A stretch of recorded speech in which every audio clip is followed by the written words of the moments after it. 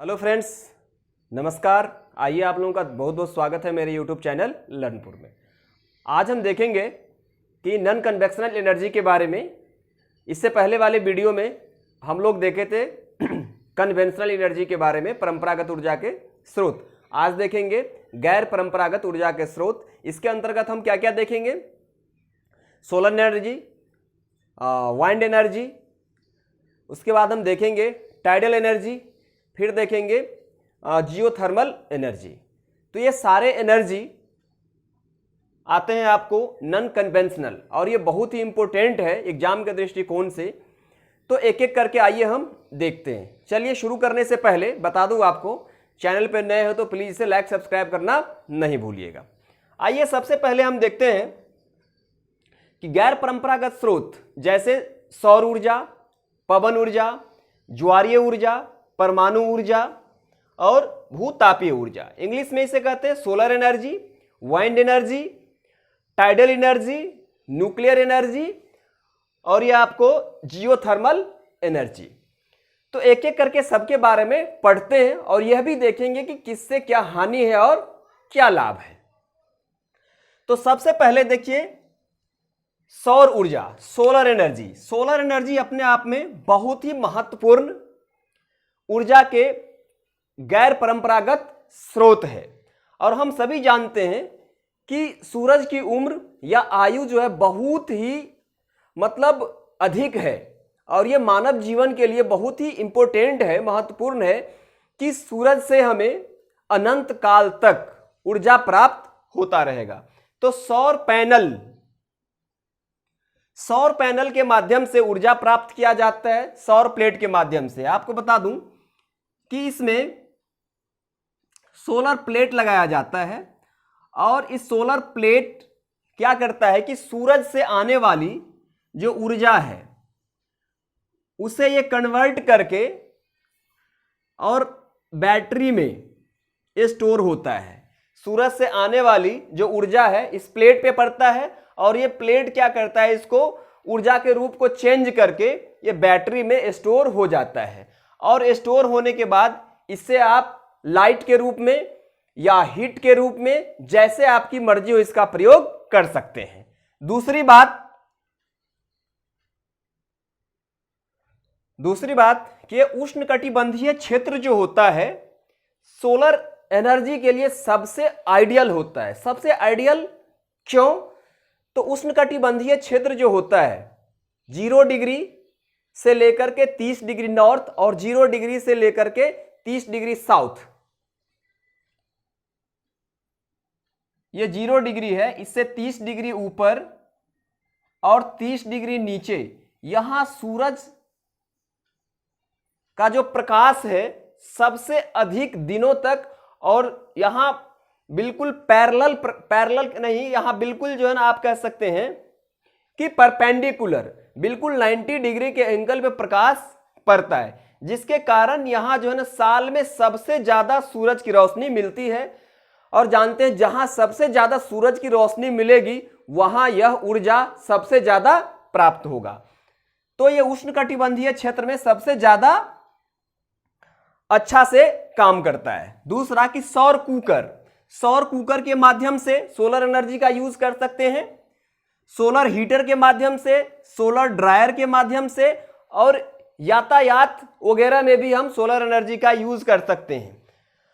और देखते होंगे आप कि आजकल तो गांव में जगह जगह सोलर पैनल लगा दिया गया है, शहर में भी सोलर पैनल लगा दिया गया है।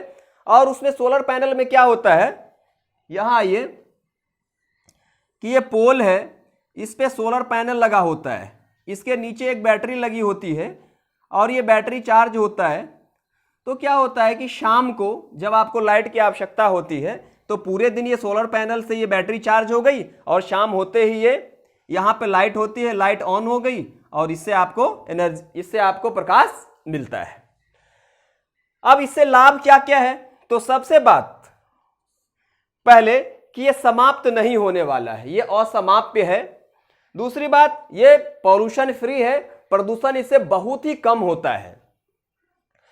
हानि क्या है कि ये जो सोलर पैनल लगाने में खर्चा बहुत आता है, लेकिन आपको बता दूं, एक बार यदि आप लगवा लिए सोलर पैनल तो आप फ्री में बहुत दिनों तक ऊर्जा का उपयोग कर सकते हैं। अब आइए हम देखते हैं पवन ऊर्जा के बारे में, वाइंड एनर्जी। तो पवन ऊर्जा के बारे में सबसे पहले बता दूं कि यह समाप्त होने वाला नहीं है, पवन ऊर्जा कभी समाप्त नहीं होगा। दूसरी बात कि पवन चक्की से ऊर्जा उत्पन्न की जाती है। इसमें होता क्या है कि आपको ग्रिड लगाया जाता है, ये ये जो है ना, आपको पवन चक्की लगाया जाता है इस तरीके से। और हवा की जो आइडियल स्पीड है, इसमें आपको बता दूं कि 23 किलोमीटर यदि पर आवर हवा बह रही है तो यह सबसे ज्यादा उपयुक्त माना जाता है। और क्या होता है कि जब हवा इस डायना से टकराती है, पंखी घूमती है, और घूमने के बाद क्या होता है कि यहां पे मोटर लगा होता है और मोटर घूमने से एनर्जी जनरेट होता है। और ये जब एनर्जी जनरेट हो जाता है तो इसको आप हीट के रूप में यूज करिए या लाइट के रूप में यूज करिए, आपके ऊपर डिपेंड करता है। तो पवन चक्की से ऊर्जा उत्पन्न की जाती है। दूसरा, इसके लिए तटीय या पर्वतीय क्षेत्र जो होता है बहुत उपयुक्त होता है। तटीय या पर्वतीय क्षेत्र क्यों? कि हम सभी जानते हैं कि तटीय क्षेत्र और पर्वतीय क्षेत्र में लगातार जो है ना हवा बहती रहती है। तो यह जो पवन चक्की हम वहीं लगा सकते हैं जहां हवा लगातार जो है ना चलते रहे। अब उस क्षेत्र पे नहीं लगा सकते इसे जहां हवा बहती ही नहीं हो, वहां जो है ना ये काम नहीं करेगा। तो तटीय और पर्वतीय क्षेत्र में इसको लगाना ज्यादा उपयुक्त है। अब बता दूं आपको कि नीदरलैंड, जर्मनी, डेनमार्क में बड़े स्तर पे पवन चक्की के माध्यम से या पवन ऊर्जा का उत्पादन होता है। तो यहां से कभी कभी क्वेश्चन पूछ लिया जाता है कि कौन से देश जो है पहले नंबर पे है, तो नीदरलैंड, जर्मनी, डेनमार्क। क्रोनोलॉजी में इसको याद कर लेंगे आप।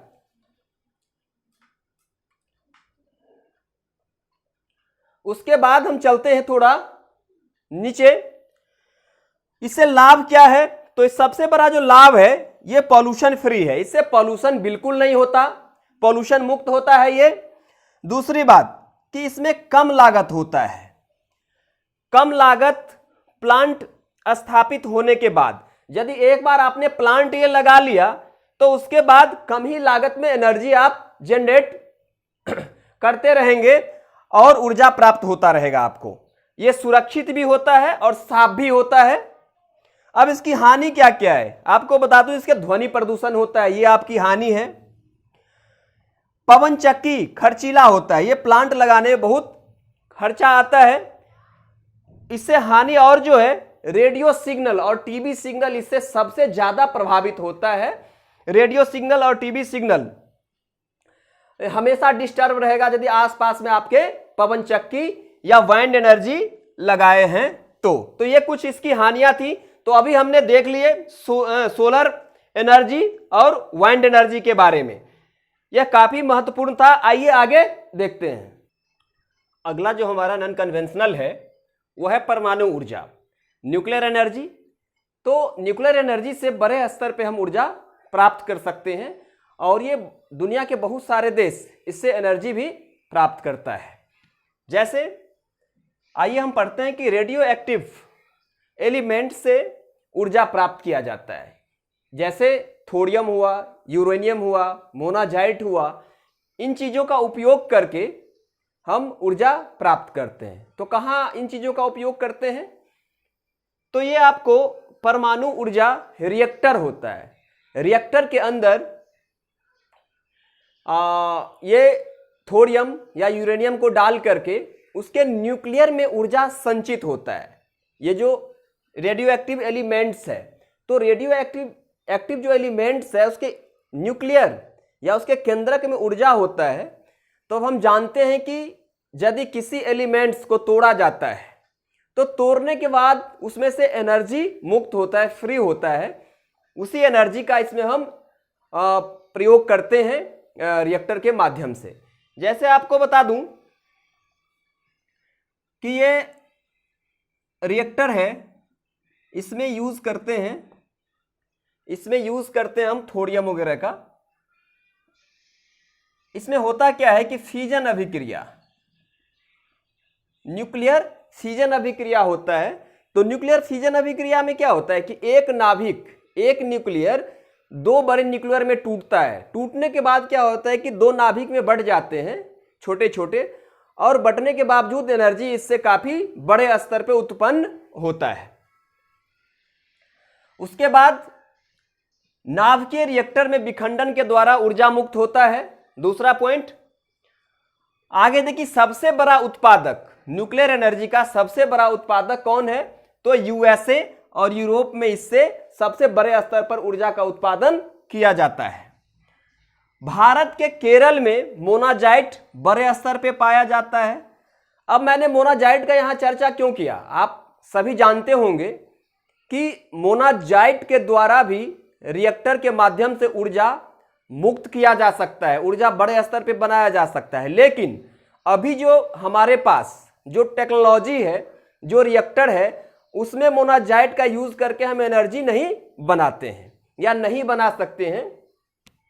इसीलिए हम अभी विदेश से यूरेनियम का आयात करते हैं। जैसे आप पढ़ते होंगे कि हम कभी ऑस्ट्रेलिया से, कभी कनाडा से यूरेनियम का इंपोर्ट करते हैं और फिर जो है ना ऊर्जा उससे तैयार करते हैं। लेकिन जैसे हमारे पास ऐसी टेक्नोलॉजी आ जाए कि मोनाजाइट का उपयोग संभव हो सके, तो हम डिपेंडेंसी जो हमारी किसी दूसरे देश पे है, वो निर्भरता खत्म हो जाएगी और हम खुद जो है ना ऊर्जा उत्पन्न करने के लिए सक्षम हो जाएंगे।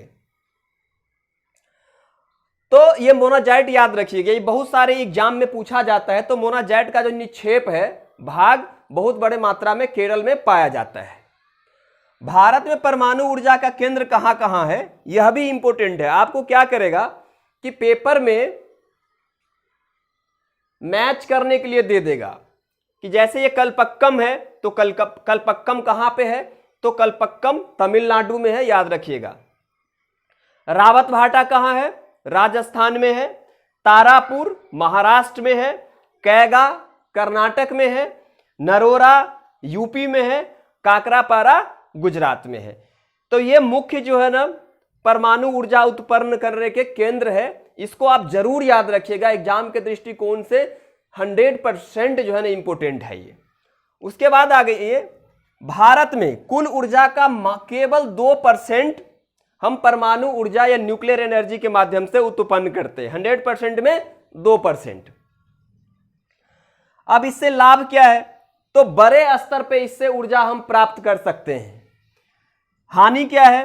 तो इससे रेडियो एक्टिव तत्व निकलता है, रेडियो एक्टिव पदार्थ निकलता है। और जानते हैं कि यह रेडियो एक्टिव पदार्थ पृथ्वी पे जितने भी जीव है सबके लिए बहुत हानिकारक है और इससे बहुत प्रकार के बीमारियां उत्पन्न होने का खतरा बना रहता है। आइए आगे हम कुछ और हम देखते हैं भूतापीय ऊर्जा या जियोथर्मल एनर्जी। यह एनर्जी भी नॉन कन्वेंशनल सोर्स के अंतर्गत काफी इंपॉर्टेंट है। यह ऊर्जा गर्म जल से प्राप्त किया जाता है। गर्म जल से मतलब, यहां आइए थोड़ा देखते हैं। अब देखिए होता है क्या कि पृथ्वी के अंदर अब जैसे जैसे जो है ना जाते हैं भीतर के तरफ, तो ताप बढ़ते जाता है। ताप बढ़ने के कारण क्या होता है कि पृथ्वी के अंदर जो जल है गर्म हो जाता है और कभी कभी क्या होता है कि वही गर्म जल किसी दरार या किसी क्रैक के माध्यम से ऊपर निकलने लगता है, ये फव्वारे टाइप का। और यह जब निकलता है तो भाप बनता है, भाप। और ये जो स्टीम होता है, स्टीम, इसी स्टीम के द्वारा, अब समझिए कि ये एक दरार है। यहाँ क्या किया कि एक पाइप के माध्यम से इसे यहाँ ले आया और यहाँ क्या किया जाएगा कि एक टरबाइन लगा दिया जाएगा, टरबाइन। और जब ये टरबाइन घूमेगा तो घूमने से क्या होता है कि मोटर जब तेजी के साथ घूमता है तो एनर्जी जनरेट होता है और इसी एनर्जी को जैसे भी आपकी इच्छा है जिस चीज में यूज करने का, इसे आप यूज कर सकते हैं। तो इस ऊर्जा का उपयोग खाना पकाने में, ऊष्मा प्राप्त करने में, नहाने आदि में किया जाता है। याद रखिएगा आप, यूएसए में दुनिया का सबसे बड़ा भूतापीय संयंत्र है। यहां से क्वेश्चन आता है कि USA, United state of America में सबसे बड़ा जियोथर्मल संयंत्र लगा हुआ है। जियोथर्मल सबसे अधिक उत्पादन यूएसए करता है, उसके बाद आपको न्यूजीलैंड करता है, उसके बाद आइसलैंड। ये क्रोनोलॉजी आप याद करके रखेंगे, एग्जाम में यहां से सीधे आपको क्वेश्चन पूछ लिया जाता है कि बताइए कौन सा क्रोनोलॉजी सही है। तो सबसे ज्यादा यूएसए, न्यूजीलैंड और आइसलैंड। भारत में भी कुछ केंद्र है भूतापीय ऊर्जा के, जैसे मणिकर्ण के बारे में आप जरूर सुने होंगे। मणिकर्ण कहाँ है? तो मणिकर्ण हिमाचल प्रदेश में है। यहां जियोथर्मल एनर्जी का बहुत बड़ा स्टेशन बनाया जा चुका है और यहां से ऊर्जा उत्पादन किया जा रहा है। फिर ये पूगा घाटी है। पूगा घाटी बहुत चर्चित है। ये कहाँ है? ये लद्दाख में है। ताता पानी कहाँ है? छत्तीसगढ़ में है। तो ये 2-3 है, तो और भी बहुत सारा, लेकिन ये 2-3 काफी महत्वपूर्ण है। मणिकर्ण, पूगा घाटी, ताता पानी क्या है? छत्तीसगढ़ में। तो ये तीनों आप याद करके रखिएगा। आगे बढ़िए। भारत में इसकी क्षमता 10,000 मेगावाट है। यह भी क्वेश्चन काफी इंपॉर्टेंट है। हमारे यहाँ जो जियोथर्मल एनर्जी की कैपेसिटी है वो 10,000 मेगावाट है। उसके बाद इससे लाभ क्या क्या है और इससे हानि क्या क्या, इसको भी देख लेते हैं। तो इससे स्वच्छ जो है ना एनर्जी प्राप्त होता है और पर्यावरण हितैषी है। पर्यावरण हितैषी का मतलब कि इको फ्रेंडली इन्वायरमेंट में इससे नुकसान नहीं होता है, बहुत कम क्षति होता है। हर समय उपलब्ध होता है। यह आपको 24/7 हमेशा जो है ना उपलब्ध होता है। और इससे हानि क्या है कि आपको यह जो स्रोत होता है, सोर्स सिटी से बहुत दूर होता है और वहां से एनर्जी को कन्वर्ट करके उपयोग स्थान तक लाना बहुत मुश्किल होता है। तो इसकी एक ही हानि यही है। उसके बाद हम देखें कि ज्वारीय ऊर्जा, टाइडल एनर्जी। तो टाइड से ऊर्जा बनाया जाता है। इसमें क्या होता है कि टाइड से ऊर्जा बनाया जाता है। समुद्र में जब ज्वार भाटा आता है, ज्वार पानी उठता है, उसी को हम टाइड कहते हैं। उसी से भी एनर्जी प्राप्त किया जाता है। अब कैसे एनर्जी प्राप्त किया जाता है, आइए थोड़ा सा उसको भी हम प्रोसेस को समझ लेते हैं। यहां आइए। अब क्या होता है कि ये समुद्र है और आप जानते हैं कि समुद्र में पानी बहुत ऊंचे ऊंचे लहर उठता रहता है और इसका जो किनारा है इस तरीके से है कुछ एरिया। अब क्या हुआ कि समुद्र की पानी जब लहर में आया काफ़ी ऊंचे, तो इसमें आकर के ये फंस गया पानी। अब आने में तो इसकी ऊंचाई काफ़ी ज़्यादा होता है, तो आराम से इसमें आ गया। और निकलने में क्या होता है कि ये आसानी से नहीं निकल पाता है। जब आसानी से नहीं निकल पाता है तो पानी का बहुत बड़ी मात्रा इसमें कैद हो गया। अब पानी की बहुत बड़ी मात्रा कैद हो गया तो निकलेगा तेजी के साथ, क्योंकि बहुत बड़ा पानी इधर कैद है।